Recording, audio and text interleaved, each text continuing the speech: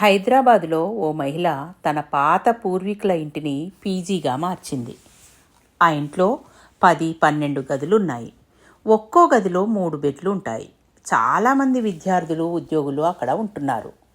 ఆమె వాళ్ళను టిఫిన్, రాత్రి భోజనం, అవసరమైన వారికి ప్యాక్డ్ లంచ్ కూడా ఇస్తారు.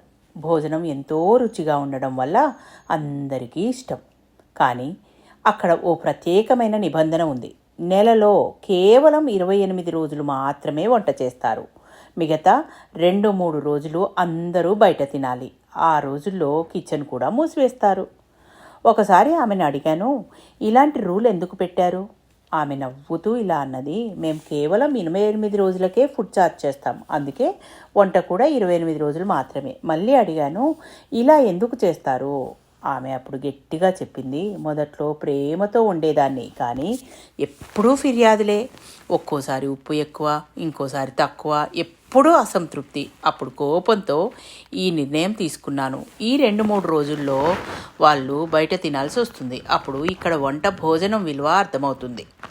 తర్వాత మిగిలిన రోజుల్లో ఎలాంటి ఫిర్యాదులు ఉండవు. ఎక్కువ సౌకర్యం మనిషిని అసంతృప్తిగా, అలసుగా మారుస్తుంది. మన దేశంలో కూడా కొంతమంది ఇలా ఉంటారు. ఎప్పుడూ లోపాలే చూస్తారు.